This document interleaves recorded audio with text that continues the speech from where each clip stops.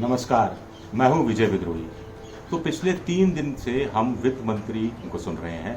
वो रोज नई नई घोषणाएं कर रही हैं, लेकिन इसके राय इस पर अलग अलग बन रही है। कुछ लोग इसके बहुत खिलाफ हैं, कुछ लोग इसके बहुत पक्ष में हैं।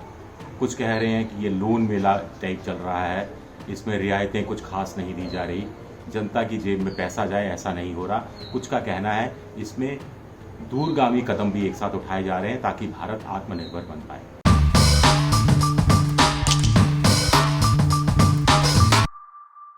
मेरा टेक ये है कि बीच का रास्ता हमें इस बारे में अपनाना चाहिए। लेकिन आज जो निर्मला सीतारमण ने 2 बड़ी बातें की, 2 बड़े कानूनों में बदलाव की बात की, उसके लिए मैं निर्मला सीतारमण को और प्रधानमंत्री नरेंद्र मोदी को व्यक्तिगत रूप से बधाई देना चाहता हूँ। एक है एपीएमसी एक्ट में बदलाव। एपीएमसी एक्ट यानी agriculture produce marketing committee act में बदलाव होगा, पूरे देश भर में बदलाव होगा, केंद्रीय स्तर पर होगा।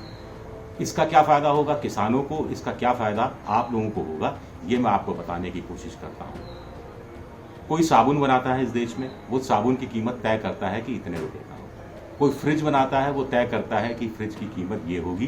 कोई एसी बनाता है, वो तय करता है एसी की कीमत इतनी होगी। लेकिन इस देश में एकमात्र किसान ऐसा था जो भिंडी पैदा करता था, लेकिन वो तय नहीं करता था कि भिंडी की कीमत क्या होगी, टमाटर की कीमत क्या होगी। सब्जियां लेकर, अन्न लेकर वो मंडी में जाता था। मंडी में एक एपीएमसी बनी हुई है, एग्रीकल्चर प्रोड्यूस मार्केटिंग कमेटी, जिसके चुनाव होते हैं, जिसमें आड़तीय होते हैं, व्यापारी होते हैं, बिचौलिए होते हैं। तो वो लोग मिलकर तय करते थे कि साहब भिंडी का रेट आज ये होगा, इस रेट पे थोक भाव में खरीदा जाएगा किसान से। आम या जो भी टमाटर है, टिंडा है, लौकी है या कुछ और सब्जी है, फल हैं, ये इस दाम पे खरीदे जाएंगे और किसान को उसी दाम पर बेचना पड़ता है।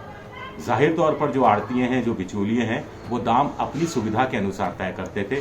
बहुत सा माल इस बीच वो रख भी लेते थे माल गोदाम में कि जब वक्त आएगा तब उसको निकालना है, और ऐसे में अपना मुनाफा वो जोड़कर आप तक पहुंचाते थे माल।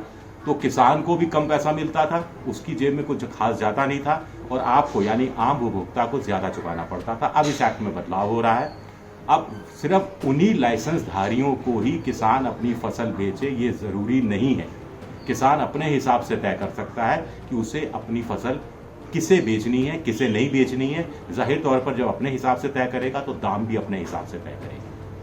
तो बिचौलिए बीच में से हटेंगे या उनकी भूमिका और कम होगी, तो इसका फायदा स्वाभाविक रूप से मध्यम वर्ग को होगा, आपको। दूसरा बड़ा बदलाव है एसेंशियल कमोडिटी एक्ट, आवश्यक वस्तु अधिनियम। 1955 का एक्ट है ये एक्ट तब बना था जब देश में गेहूं की कमी रहती थी, चावल की कमी रहती थी, दालों की कमी रहती थी, दूसरे जिनसों की कमी रहती थी।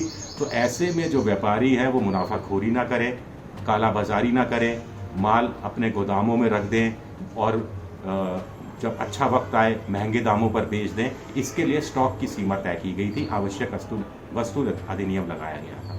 अब इसकी आड़ में इंस्पेक्टर आज बहुत बढ़ गया था। मान लीजिए आपकी बिस्किट बनाने की फैक्ट्री है और बिस्किट में आपको चीनी भी चाहिए, तो आप चीनी रखते हैं, तो एक इंस्पेक्टर आएगा, तो आप चीनी आपको 500 टन रखने के लिए कहा था, स्टॉक आपकी सीमा ये थी, 550 कैसे रख दिया। आप कहेंगे साहब बिस्किट का उत्पादन, मांग बढ़ रही है, बिस्किट का उत्पादन बढ़ाना है, इसलिए मैंने चीनी थोड़ी ज़्यादा मंगा ली। लेकिन वो नहीं मानेगा, वो आप पर जुर्माना लगा देगा। तो इस तरह का एक्ट था और इस एक्ट से कोई फायदा नहीं हो रहा था। अब सरकार ने इस एक्ट को भी बदलने का फैसला किया है। कहा है कि बहुत बड़ी आपदा हो, विपदा हो, तो ऐसे में ही एसेंशियल कमोडिटी एक्ट लागू होगा, बाकी इसको हटा दिया जाएगा।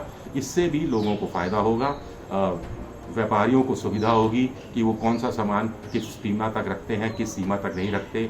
वो ये भी देख पाएंगे कि एक्सपोर्ट कितना करना है और कब करना है एक्सपोर्ट, उसके हिसाब से भी वो माल अपने हिसाब से रख पाएंगे।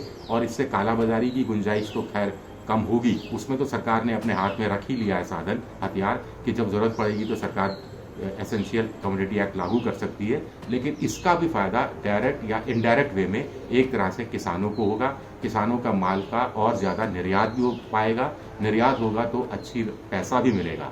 अभी ये होता था, जैसा निर्मला सीतारमण ने कहा कि कई बार सरकार भी असमंजस में पड़ जाती थी कि भाई उत्पादन तो अच्छा हुआ है, निर्यात करें नहीं करें। अगर मान लो निर्यात कर दिया और फिर कमी हो गई तो देश की जनता का हित पहले देखना है, और निर्यात अगर ज़्यादा कर दिया और स्थानीय मार्केट में बाज़ार में उसका भाव बढ़ गया तो चुनावों में नुकसान हो सकता है। तो इन चीज़ों से ऊपर उठते हुए, इस दल राजनीति के चक्करों से ऊपर उठते हुए किसानों के हित में एक बहुत बड़ा बदलाव है। और दूसरा बदलाव जो आवश्यक वस्तु अधिनियम कानून में किया है, उससे कहीं ना कहीं किसानों को अप्रत्यक्ष रूप से फ़ायदा होगा और उद्योगपतियों को भी इसका फ़ायदा हो सकता है, वह मिलने की चांसेस उनकी ज़्यादा है। एबीपी न्यूज़ आपको रखे आगे।